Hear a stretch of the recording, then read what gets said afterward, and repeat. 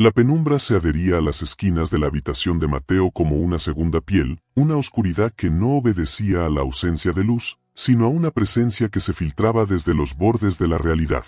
Era una oscuridad densa, cargada con el peso de lo no dicho, de lo que se esconde bajo la superficie del día. Mateo, con apenas 7 años, había aprendido a reconocer esa oscuridad. No era la oscuridad reconfortante que prometía el sueño, sino una que observaba, que aguardaba. Todo había comenzado con el paquete. Un paquete anodino, envuelto en papel marrón, proveniente de una tía abuela que vivía en algún lugar remoto, un nombre que apenas resonaba en la memoria familiar. Dentro, acurrucado en virutas de papel que olían a polvo antiguo y a algo más indefinible, había un muñeco. No era un juguete cualquiera. Su rostro, de porcelana pálida, estaba pintado con una expresión perpetuamente serena, casi vacía, con unos ojos de cristal azul que parecían absorber la luz en lugar de reflejarla. Su ropa, un traje de marinero descolorido, desprendía un ligero aroma a lavanda, un perfume que, en retrospectiva, se sentiría como un presagio. Al principio, los padres de Mateo, Laura y David, lo habían visto como una curiosidad, un objeto peculiar traído de un pasado olvidado. Lo habían colocado en la estantería, entre libros de cuentos y figuritas de animales, un guardián silencioso de la inocencia infantil. Pero el muñeco no permaneció inmóvil. Mateo fue el primero en notarlo. Un leve movimiento de la cabeza, un giro sutil hacia él mientras estaba acostado en su cama. Pensó que era el viento, o quizás su propia imaginación jugándole una mala pasada en la vigilia fragmentada de la noche. Luego vinieron los susurros. Un murmullo bajo, casi inaudible, que parecía emanar del muñeco cuando la casa quedaba sumida en el silencio. Palabras que Mateo no entendía, una cadencia extraña, una lengua que no pertenecía a este mundo. Intentó contárselo a sus padres, pero sus explicaciones eran confusas, entrecortadas por la vacilación de un niño que teme no ser creído. Laura, con la paciencia de una madre, lo atribuía a la fantasía infantil, a la influencia de las historias que leía. David, más pragmático, sugería que quizás el juguete se había desalineado, que los mecanismos internos, si los había, estaban fallando. Pero la sensación de que algo estaba profundamente mal comenzó a arraigar en ellos, una inquietud sutil que se manifestaba en miradas furtivas hacia la estantería, en el silencio incómodo que caía cuando Mateo mencionaba al muñeco. La habitación de Mateo, antes un santuario de juegos y sueños, se estaba transformando en un escenario de terror latente. Las sombras parecían cobrar vida propia, alargándose y retorciéndose de maneras imposibles, danzando al compás de los susurros ininteligibles. El muñeco, sin embargo, permanecía en su lugar, su mirada de cristal fija, su serenidad vacía ahora cargada de una malevolencia silenciosa. La inocencia de Mateo, esa capa protectora que envuelve la infancia, comenzaba a agrietarse, a desmoronarse bajo el peso de una presencia que desafiaba toda explicación lógica. Los padres se encontraban atrapados en un dilema insoportable, la negación de la razón frente a la evidencia innegable de que algo estaba ocurriendo, algo que se estaba infiltrando en su hogar, en la mente de su hijo, y que amenazaba con reescribir las reglas de su realidad para siempre. El regalo, el presente aparentemente inofensivo, se había convertido en el conducto de un terror silencioso, un agente de cambio que no traía consigo maravilla, sino una desolación profunda y un miedo perpetuo. La casa, antes un refugio de calidez y rutinas predecibles, empezó a vibrar con una tensión apenas perceptible, un murmullo subterráneo que erosionaba la tranquilidad familiar. Mateo, el epicentro de esta creciente disrupción, se retraía en sí mismo, sus ojos, antes llenos de la luz despreocupada de la infancia, ahora albergaban una sombra de aprensión. El muñeco, a quien Mateo había bautizado tácitamente como el observador en sus pensamientos más íntimos, ya no se limitaba a su estantería. Aparecía en lugares imposibles, sin que nadie lo viera moverse. Una mañana, Laura lo encontró sentado en el borde de la bañera, su rostro de porcelana impasible reflejado en el azulejo húmedo, una imagen tan anómala que tardó un instante en registrar la imposibilidad. Lo devolvió a la habitación de Mateo con un escalofrío que no supo explicar.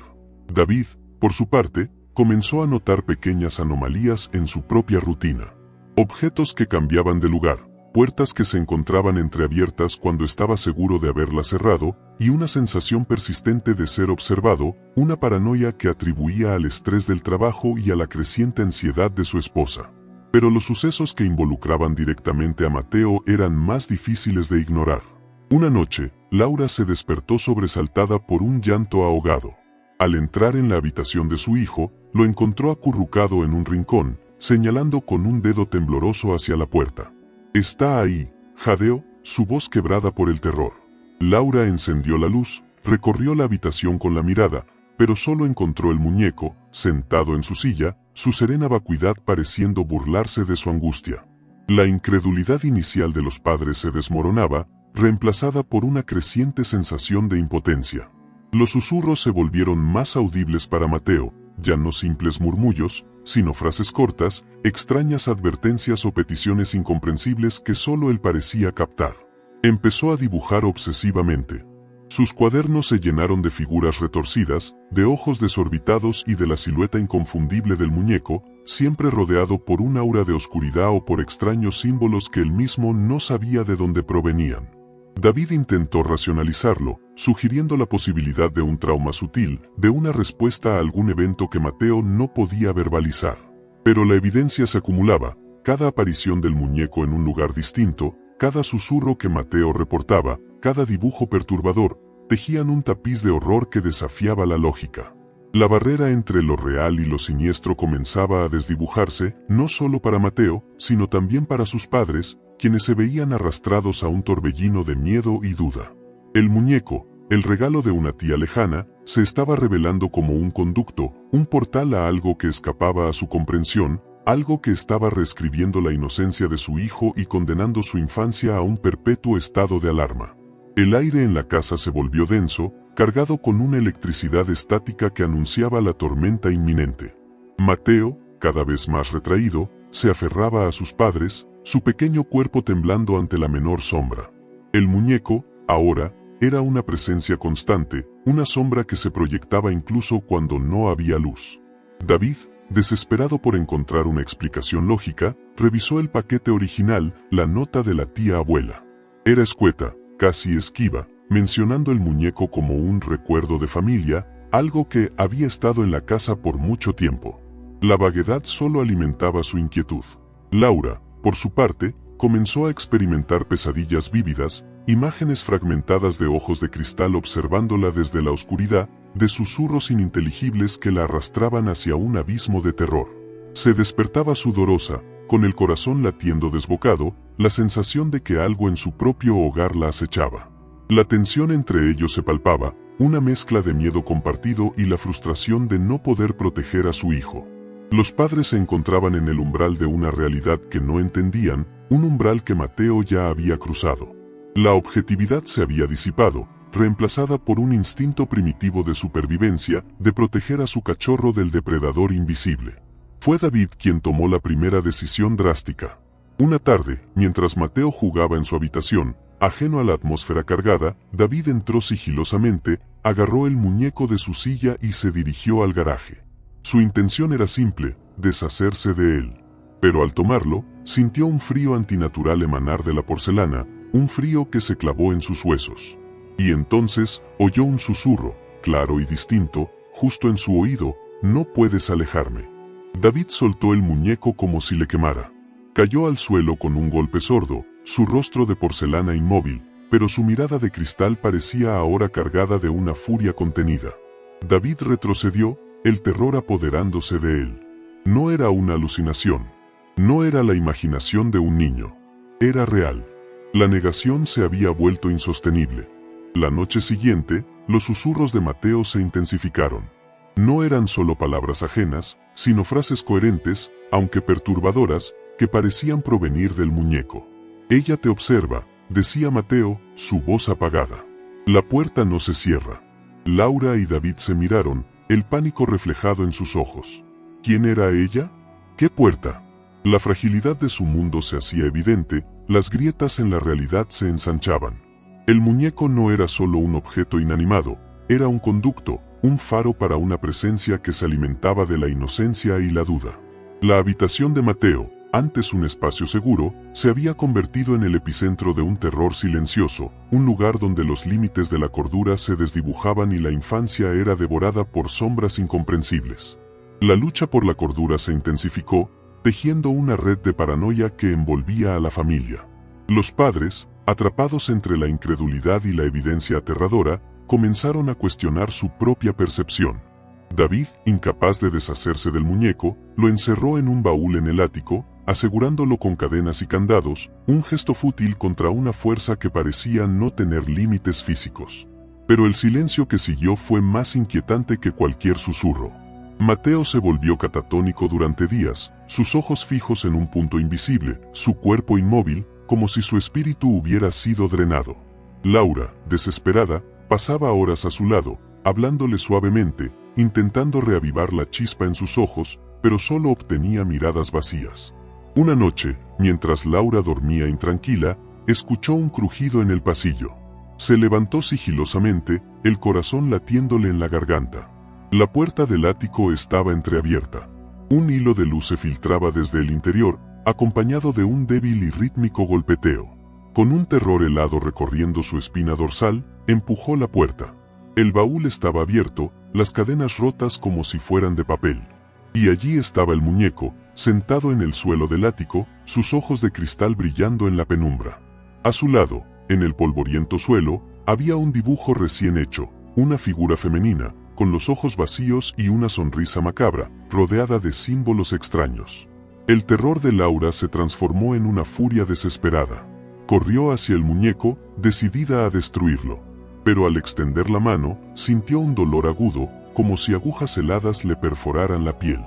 Retrocedió, jadeando, observando cómo el muñeco se movía sutilmente, su cabeza inclinándose en un gesto que parecía de burla. En ese momento, David entró en el ático, atraído por el ruido. Vio el muñeco, el dibujo, la expresión de horror en el rostro de Laura. La última barrera de su escepticismo se derrumbó. Entendió que no estaban lidiando con un juguete defectuoso, sino con algo más antiguo, más oscuro, algo que se alimentaba de su miedo. La habitación de Mateo ya no era el epicentro, la casa entera se había convertido en el terreno de juego de esta entidad. Los susurros ahora parecían resonar desde las paredes, desde el suelo, desde el aire mismo. Los padres se dieron cuenta de que estaban atrapados, que su intento de escapar solo había sellado su destino. El muñeco no era el origen del mal, sino un conducto, un mensajero de algo que los observaba desde las profundidades, algo que se deleitaba en la desintegración de la inocencia y la fractura de la realidad. La casa se convirtió en un laberinto de sombras y susurros, un escenario donde la lógica se retorcía y la cordura se deshilachaba. Mateo, sumido en un estado de semiconciencia, se convirtió en el oráculo involuntario de la entidad. Sus palabras, fragmentadas y aterradoras, revelaban la naturaleza insidiosa de la presencia que los asediaba. «No la mires», murmuraba, con los ojos fijos en el techo. «Está detrás de los espejos». Laura y David, al borde del colapso, se aferraban el uno al otro, buscando consuelo en su mutua desesperación. Los objetos se movían con más frecuencia, las luces parpadeaban sin motivo aparente y una sensación constante de frío antinatural impregnaba la casa, sin importar la temperatura exterior. El muñeco, a pesar de sus intentos por confinarlo, reaparecía en lugares cada vez más insólitos, su presencia un recordatorio constante de su impotencia. Una tarde, mientras David buscaba desesperadamente en viejos libros de ocultismo y folclore, Laura se sentó junto a Mateo. El niño, en un momento de lucidez aterradora, tomó la mano de su madre. «Mamá», dijo, su voz apenas un susurro. «El regalo no era para mí. Era para ti». Laura sintió un escalofrío recorrerle la espalda. Ella nunca había sentido una conexión especial con la tía abuela, ni con ningún objeto que le hubiera pertenecido. ¿Por qué el regalo sería para ella? La pregunta resonó en el silencio opresivo de la habitación. David, al escuchar las palabras de Mateo, se unió a ellas, con un nuevo terror en sus ojos. «Los símbolos en el dibujo», dijo, señalando el papel arrugado sobre la mesita de noche. «Los he visto antes. En libros sobre pactos antiguos. Sobre entidades que buscan anclarse». La comprensión, terrible y abrumadora, comenzó a formarse.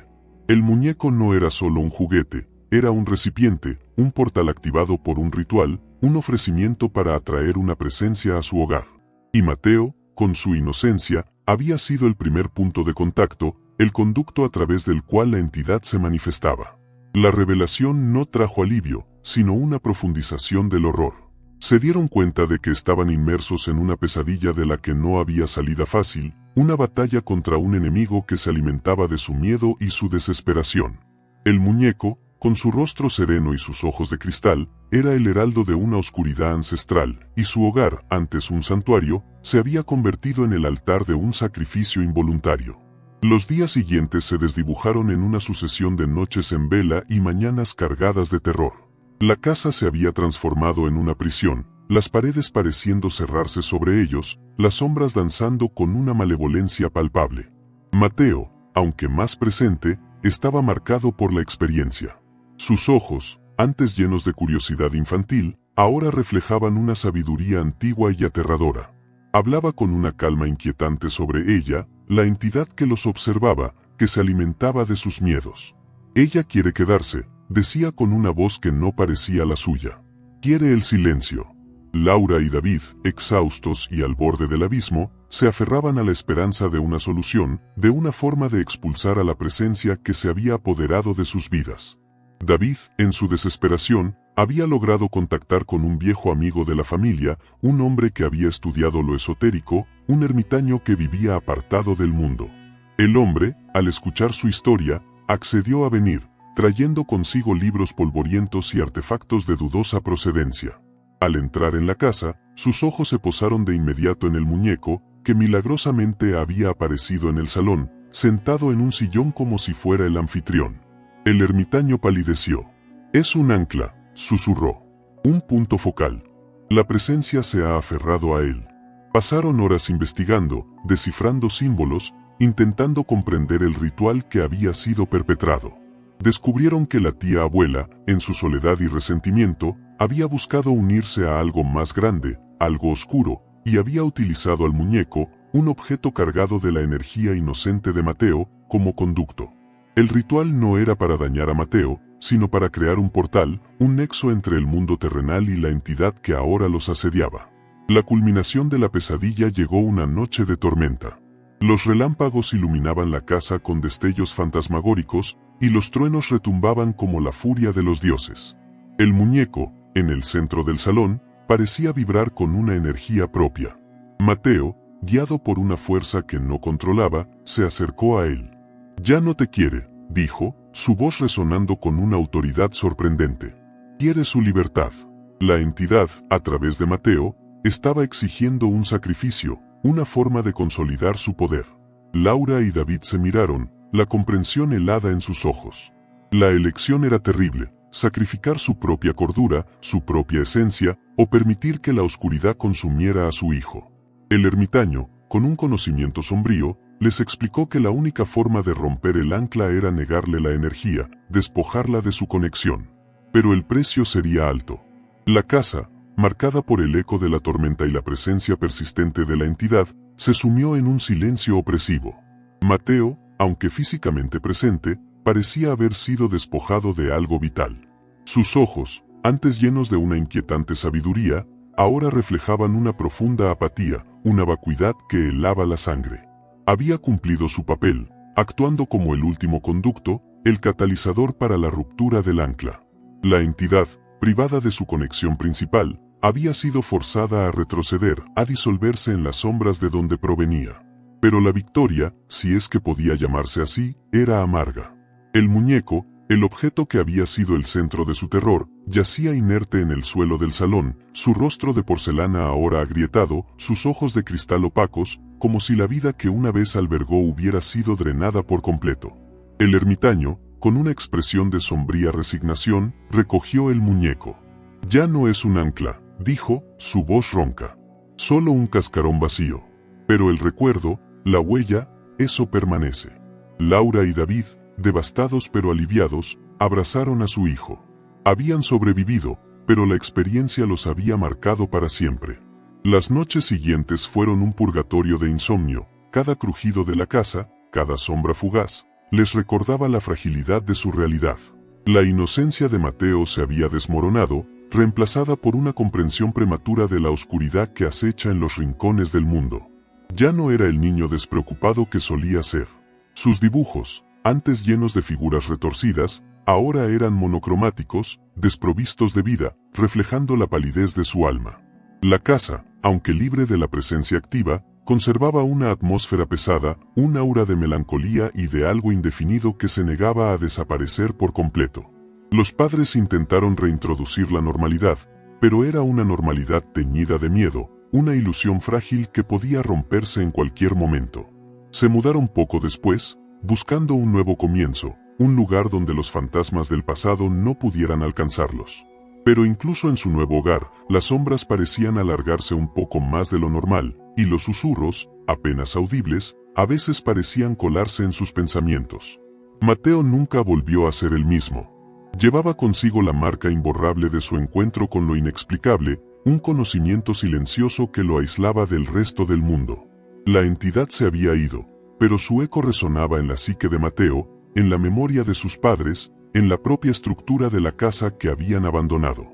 El regalo, ese objeto aparentemente inofensivo, había desatado un terror silencioso que había reescrito para siempre la percepción de un niño y condenado su infancia a un perpetuo estado de alarma, un recordatorio sombrío de que algunas puertas, una vez abiertas, nunca se cierran del todo.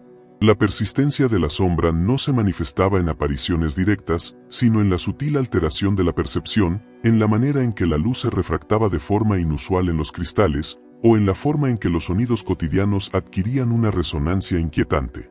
Mateo, ahora un niño de mirada perpetuamente distante, había desarrollado una peculiar aversión a los objetos de vidrio, especialmente a los espejos. No era un miedo irracional, era una cautela arraigada, nacida de la certeza de que detrás de la superficie pulida se ocultaban otras realidades, otras miradas que no eran las suyas. En una ocasión, mientras Laura intentaba ordenar la antigua habitación de Mateo, encontró un pequeño espejo de mano, cubierto de polvo, que pertenecía a la tía abuela. Al cogerlo, sintió un frío penetrante, y por un instante, en el reflejo, vio una figura distorsionada, una silueta apenas perceptible que se desvaneció tan rápido como apareció. La experiencia la dejó temblando, la certeza de que la entidad, aunque despojada de su ancla principal, seguía buscando puntos de contacto, vías de infiltración a través de la fragilidad de lo tangible.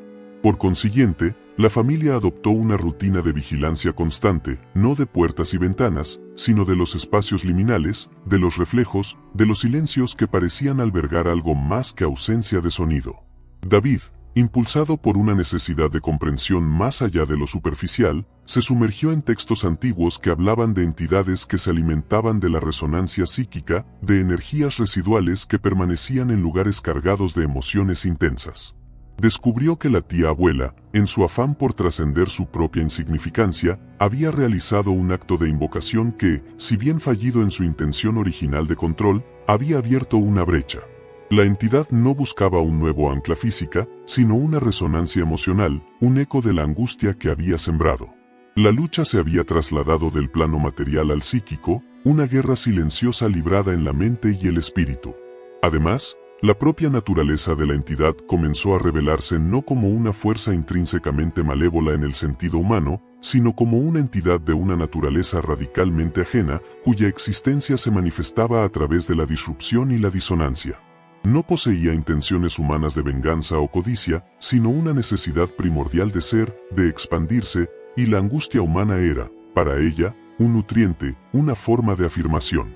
La experiencia de Mateo, su inocencia vulnerable, había sido la puerta de entrada perfecta, no por su pureza, sino por su maleabilidad, por su capacidad de reflejar y amplificar las energías que se filtraban. Ahora, al haber sido despojada de ese punto de fijación, la entidad se manifestaba como una influencia, un susurro en el subconsciente colectivo de la familia, erosionando su cohesión desde dentro, alimentándose de las grietas que su presencia inicial había creado. En consecuencia, la estrategia de resistencia de la familia evolucionó.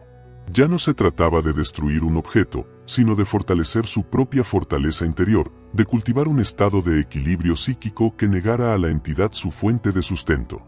Laura, reconociendo la importancia de la conexión emocional, comenzó a enfocar sus esfuerzos en crear un ambiente de calma y unidad, llenando la casa con música suave, lecturas edificantes y conversaciones que reforzaran sus lazos.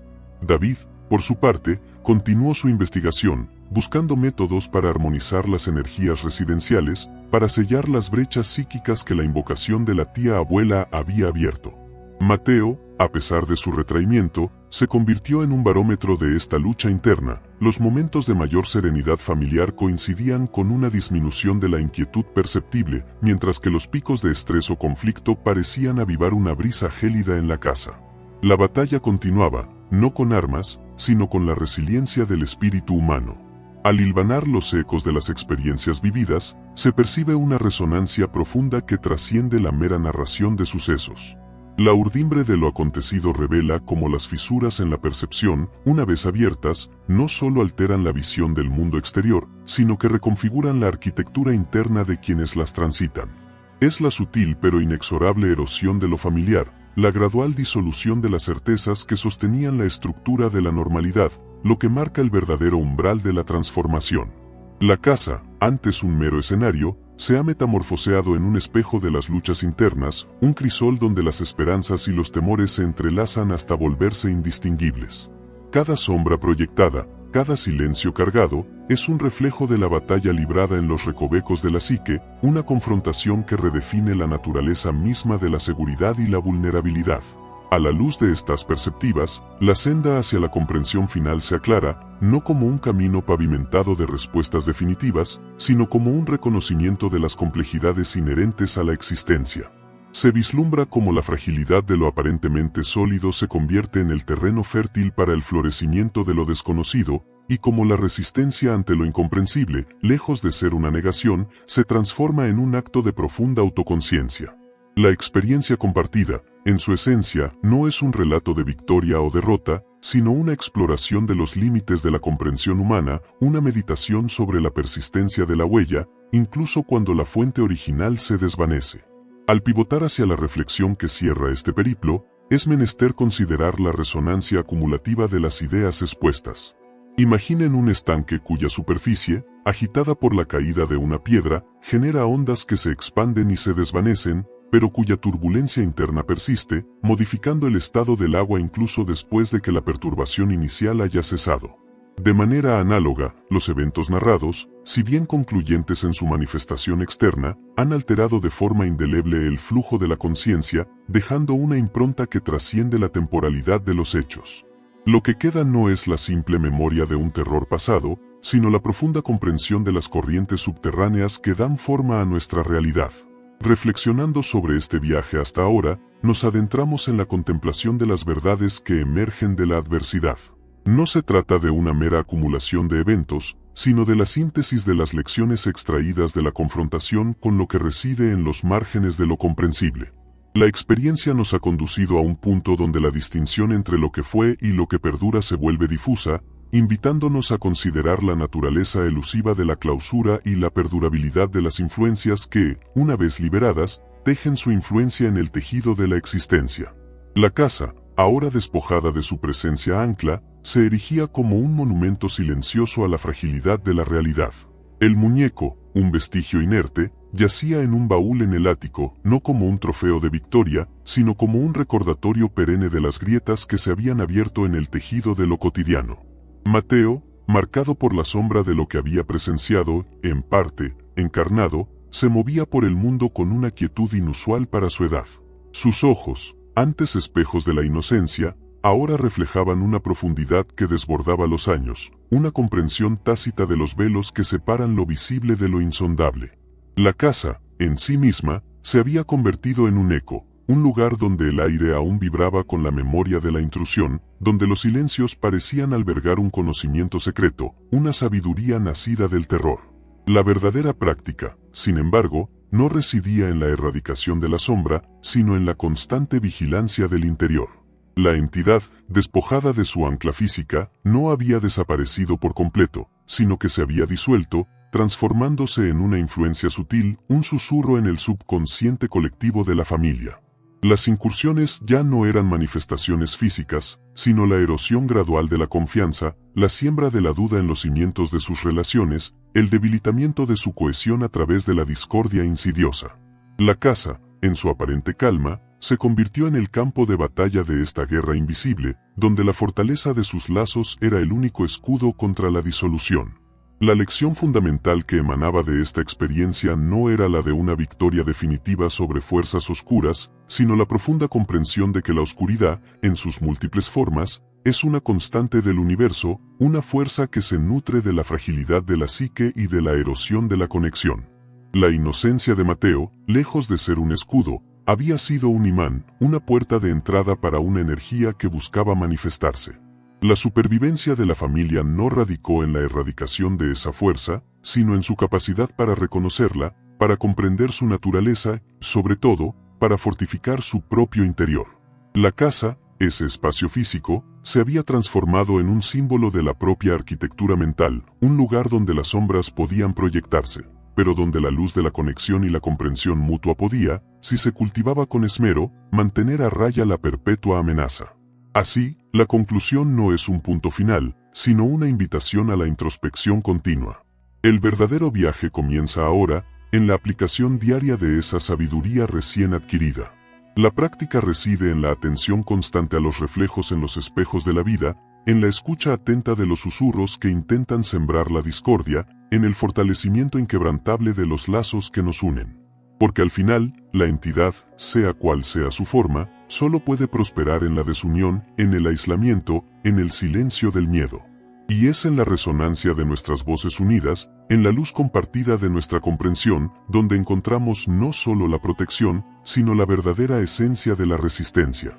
La huella permanece, sí, pero también la capacidad de sanar, de crecer y de encontrar la fortaleza en la unidad, incluso cuando las sombras parecen alargarse más de lo esperado. Esta fue otra historia impactante de nuestro canal Relatos Prohibidos. La vida nos enseña que a veces la verdad se esconde en los lugares más oscuros, y que incluso el miedo puede revelar una lección. Cada relato que escuchas aquí está inspirado en hechos reales, en experiencias de personas que vivieron lo inexplicable y encontraron fuerza en medio del terror. Si esta historia te estremeció o te hizo reflexionar, cuéntanos en los comentarios. ¿Qué habrías hecho tú en esta situación? Tu opinión nos importa. No olvides suscribirte y activar la campanita para no perderte nuestros próximos videos llenos de misterio, suspense y emociones intensas. Cada semana te esperamos con nuevas historias de secretos, traiciones, desapariciones y verdades que el tiempo intentó ocultar. Comparte este video con alguien que disfrute de los enigmas de la vida. Y recuerda, no todas las puertas deberían abrirse, pero algunas revelan lo que más necesitamos ver. Hasta el próximo video, si te atreves a escucharlo.